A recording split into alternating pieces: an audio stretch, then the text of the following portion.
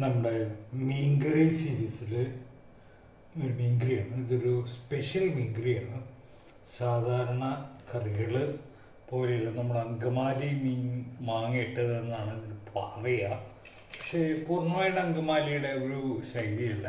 എങ്കിലും അതിനകത്തേക്ക് ഒരു സബോള, ഒരു 6-7 ചെറിയ ഉള്ളി,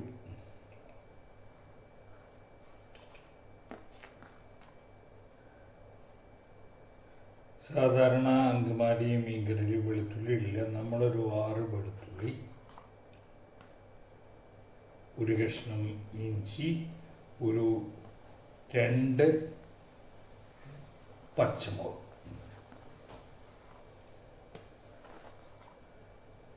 ഇത്രയും ഇട്ട ശേഷം അതിലേക്ക് 1 സ്പൂണ് ഉപ്പ്,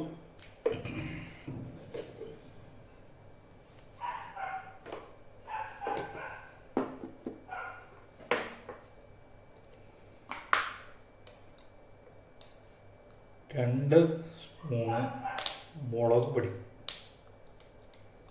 ഞാനിവിടെ കാശ്മീരി മുളക് പൊടിയാണ് എടുക്കുന്നത്.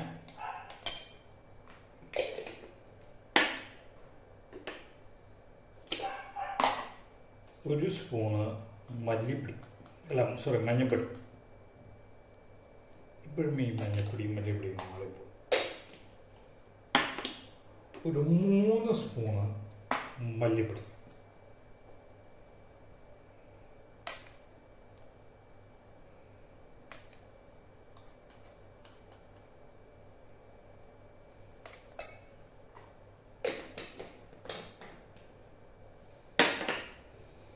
ഒരു സ്പൂണ് വിനാഗിരി, നമ്മൾ സുർക്ക എന്നൊക്കെ പറയും, അതൊരു സ്പൂണ് നമ്മൾ ചേർക്കുന്നു.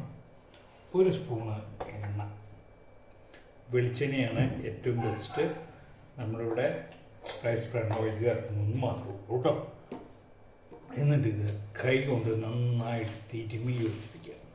ഞാൻ നേരത്തെ ഉള്ള ഇറച്ചി ഇതുപോലെ ഉണ്ടാക്കുമ്പോൾ പറഞ്ഞ അതേ കാര്യം തന്നെയാണ് ഇതിൻ്റെ അകത്ത് പറയുന്നത്. നിങ്ങൾക്ക് എത്രത്തോളം ഇത് നന്നായിട്ട് തിരുമാൻ വരുമോ അത്രത്തോളം നന്നായിട്ട് തിരുമും.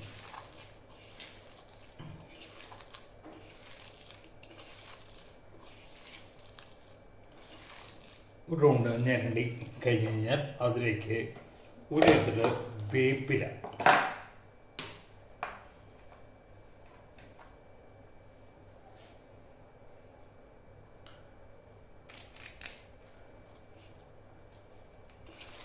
വീണ്ടും ഞെരട്,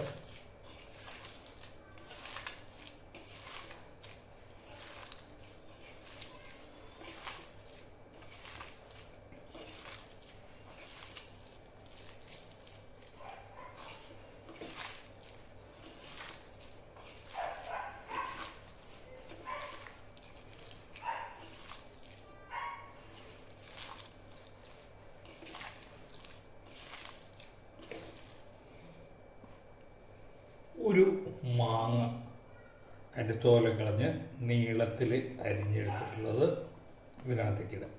മാങ്ങ ഇട്ട് കഴിഞ്ഞാൽ കൂടുതൽ ശക്തിയിലൊന്നും ചേർക്കേണ്ട. മാങ്ങയുടെ ഭാഗത്ത് എല്ലാ സ്ഥലത്തും മസാല പിടിക്കണമെന്നുള്ളൂ. ഈ മാങ്ങയാണ് ഇതിൽ പുളിയുടെ ഒരു കാര്യം സുർക്കയാണ്. വിനാഗിരി എന്ന് പറയുന്നത് നമ്മൾ അങ്കമാലി സൈഡ്, തൃശ്ശൂർ സൈഡിൽ പൊതുവെ സുർക്ക എന്ന് പറയുന്നു. ആ വിനാഗിരിയും അതുപോലെ തന്നെ ഈ മാങ്ങയും ആണ് പുളി. ഇപ്പോൾ തന്നെ നല്ലൊരു മണം വരും കേട്ടോ. ഇതിനകത്ത് ഇത് തിരുമ്മി ചേർക്കുന്ന സമയത്ത് ഇതിനകത്തൊരു മണം വരും. നല്ല സുഖമുള്ളൊരു മണമാണ്. ഒന്ന് പരത്തിയിടുക. ഇങ്ങനെ ഒരു 10 മുതൽ 20 മിനിറ്റ് വരെ നിങ്ങൾക്ക് വയ്ക്കാം. നിർബന്ധമില്ല, നിങ്ങൾക്ക് വേണമെന്നുണ്ടെങ്കിൽ അപ്പം തന്നെ ഇത് ഉണ്ടാക്കാൻ തുടങ്ങാം. പക്ഷേ ഇങ്ങനെ വെച്ച് കഴിഞ്ഞാൽ ഒരു ഗുണം എന്താണെന്ന് വെച്ച് കഴിഞ്ഞാൽ സുർക്കയുടെ പുളി ഈ മസാലയിലേക്ക് ഒന്ന് നന്നായിട്ട് പിടിക്കും. അപ്പോൾ ഒരു 10-20 മിനിറ്റ് നേരം ഇങ്ങനെ വയ്ക്കാം.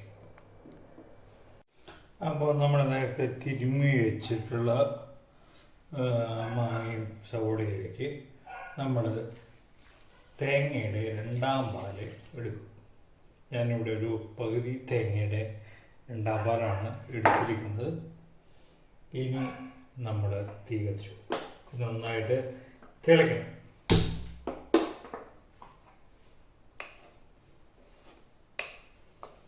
ഇതിലേക്ക് വേറെ മസാലകളോ സാധനങ്ങളോ ഒന്നും ഇനി ചേർക്കുന്നില്ല. ഉള്ള മസാലകൾ മതി. ഇതൊന്ന് തിളയ്ക്കണം. അതുപോലെ ഈ പറഞ്ഞ മാങ്ങയൊന്ന് വെന്ത് വരണം. ഇത് തിളച്ച് കുറച്ച് കഴിയുമ്പോഴേക്കും മാങ്ങ നന്നായിട്ട് വീഴും. അപ്പോൾ ഇത് നമ്മൾ അടച്ചു വയ്ക്കും.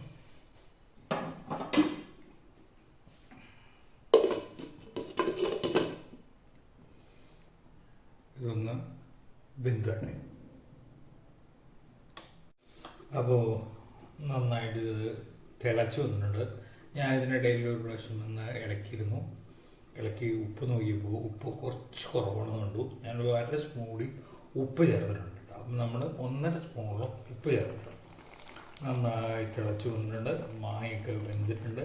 വേണമെങ്കിൽ നിങ്ങൾക്ക് കൈ കൊണ്ട് മാങ്ങയുടെ മുകളിൽ നമുക്ക് കഴിഞ്ഞ് കഴിഞ്ഞാൽ അത് രണ്ടായിട്ട് മുറി. അപ്പോൾ ഇത് നന്നായിട്ട് വെന്തിട്ടുണ്ട്. ഒന്ന് ഇളക്കുക. എന്നിട്ട് ഇതിലേക്ക് മീൻ ചേർക്കുക. ഞാനിവിടെ പാറ്റ് ഫിഷാണ് ഉപയോഗിക്കുന്നത്. തത്തമീൻ എന്ന് പറയും. നല്ല മീനാണ്. നല്ല സോഫ്റ്റായിട്ടുള്ള ഇറച്ചിയുള്ള മീനാണ്. അതുകൊണ്ട് തന്നെ അധികം വേവിക്കണമെന്നില്ല. പെട്ടെന്ന് വേവുന്ന ഒരു മീനാണ്. ഇങ്ങനെ തേങ്ങാപ്പാലിലൊക്കെ ഉണ്ടാകാൻ ഏറ്റവും നല്ല മീനുകളിൽ ഒന്നാണ്. അധികം വിലയും ഇല്ലാത്ത മീനാണ്. ഒരു 500 രൂപയിൽ താഴെ ഈ മീൻ നിങ്ങൾക്ക് വേണ്ടിയിട്ട്. മീനിട്ട ശേഷം മീനൊന്ന് ഈ ചാറിൽ മുങ്ങി കിടക്കുന്ന രീതിയിൽ ഒന്ന് ഇളക്കുന്നത്. ഇപ്പോൾ മാത്രമേ ഈ കറി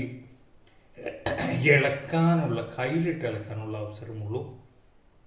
ഇനി കയ്യിൽ നിങ്ങൾക്ക് ഉപയോഗിക്കാൻ ബുദ്ധിമുട്ടാണ്. ഉപയോഗിക്കാൻ പറ്റില്ല എന്ന് ഞാൻ പറയുന്നില്ല. നിങ്ങൾക്ക് വളരെ സൂക്ഷിച്ച് ഇളക്കുകയൊക്കെ ചെയ്യാം. പക്ഷെ കഴിയുന്നതും കയ്യിൽ ഈ തരം മീനാണെങ്കിൽ കയ്യിലധികം ശക്തിയിൽ ഇളക്കാതിരിക്കുന്നതാണ് നല്ലത്. വളരെ സോഫ്റ്റായിട്ടുള്ള ഇറച്ചിയുള്ള മീനാണ് ഈ പാറ്റ് ഫിഷ്. അപ്പോൾ അതുകൊണ്ട് പെട്ടെന്ന് തന്നെ ഉടഞ്ഞു പോകാനുള്ള സാധ്യത. അപ്പോൾ ഇതൊക്കെ ഒന്ന് യോജിപ്പിച്ച ശേഷം ഇത് അടച്ചു വയ്ക്കും. ഒരു 5-10 മിനിറ്റ്, 10 മാക്സിമം. അപ്പോഴേക്കും മീൻ നന്നായിട്ട് വേവും. അപ്പോൾ ഇതിന് ശേഷമാണ് ബാക്കിയുള്ള കലാപരിപാടി. അതിലേക്ക് നമുക്ക് കിടക്കാം. ഇപ്പോൾ മീൻ കറി ഒന്നായിട്ടുണ്ട്. മീനൊക്കെ വെന്തു. മാങ്ങയുടെ പുളിയൊക്കെ ഒന്നിറങ്ങി. ഇത് ഒന്ന് ചുറ്റിക്കുക. നേരത്തെ പറഞ്ഞു ഇനി കൈയിട്ട് ഇളക്കലായിരിക്കും വേണ്ടെന്ന് പറഞ്ഞു. ഒന്ന് ചുറ്റിക്കുക.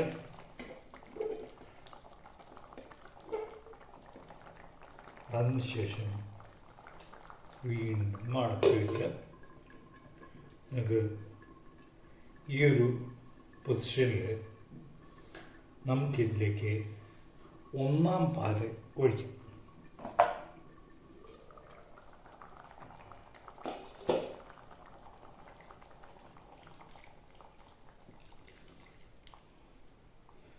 ഒന്നാം പാലൊന്ന് ചുറ്റിച്ചൊഴിക്കുന്നതാണ് നല്ലത്.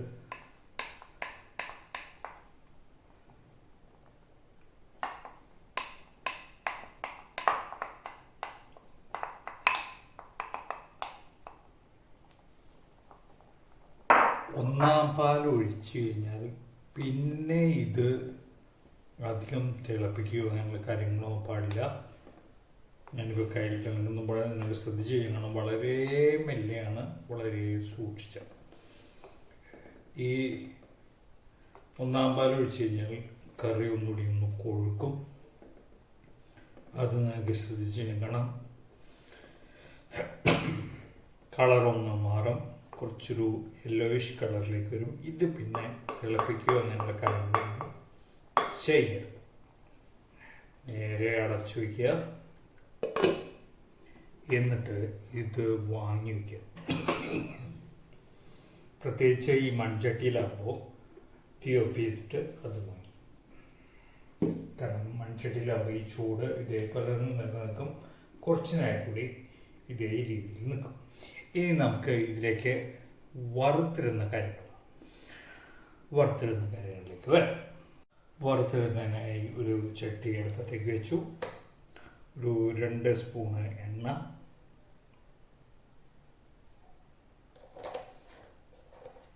നന്നായിട്ട് ചൂടായി വരണം. അതിലേക്ക് 1/2 സ്പൂണ് ഉലുവ അധികം ഇടരുത്, ഇതൊന്ന് കായ്ക്കും കൂടുതലിട്ട് കഴിഞ്ഞാൽ 1/2 സ്പൂൺ. ചിലർ ഈ ഉലുവയിലേക്ക് അല്പം കായപ്പൊടി കൂടി ചേർക്കും, ഞാനിവിടെ ചേർക്കുന്നില്ല.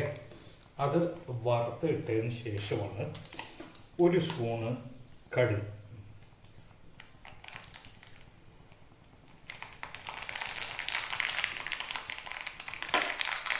കടുക് നന്നായിട്ട് പൊട്ടി വന്നു കഴിഞ്ഞാൽ ഒരു 4-5 ചെറിയ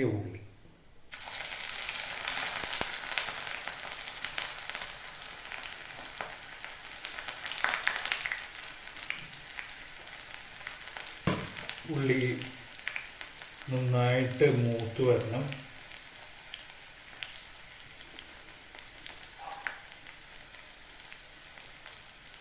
നാലഞ്ചെണ്ണം മതി. ഒരു ബ്രൗണിഷ് കളറിലേക്ക് മൂത്ത് വന്നു കഴിഞ്ഞാൽ അതിലേക്ക് 3-4 ഉണക്കമുളക്, വറ്റൽമുളക് 17 മുളക്. വറ്റൽമുളക് സാധാരണ ഈ അങ്കമാലി മീൻകറിയിലൊന്നും ഇടില്ല. നമ്മളിവിടെ ഇടുന്ന കുറച്ചൊരു ഭംഗിക്ക് വേണ്ടിയിട്ടാണ്, ഭംഗി ഒരു മണം കിട്ടാനാണ്. അതിലേക്ക് ഊരത്തിൽ വേപ്പിടും.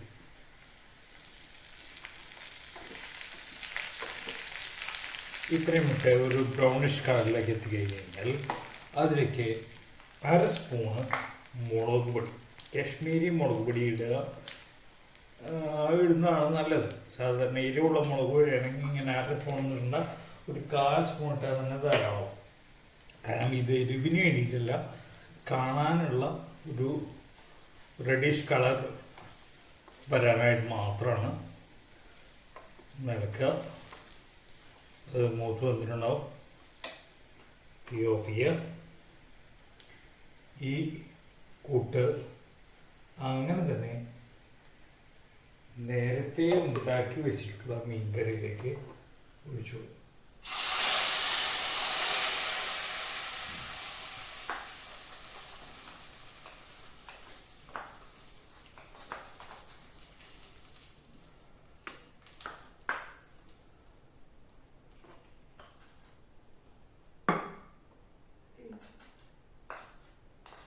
ഇതിലേക്ക് ഉണക്കമുളകിന് പകരം ചതച്ച മുളക് ഇടുന്നതും നന്നായിരിക്കും.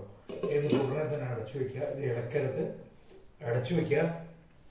ഒരു 5 മിനിറ്റ് കഴിഞ്ഞതിന് ശേഷം മാത്രം ഇളക്കാം. ഓക്കെ.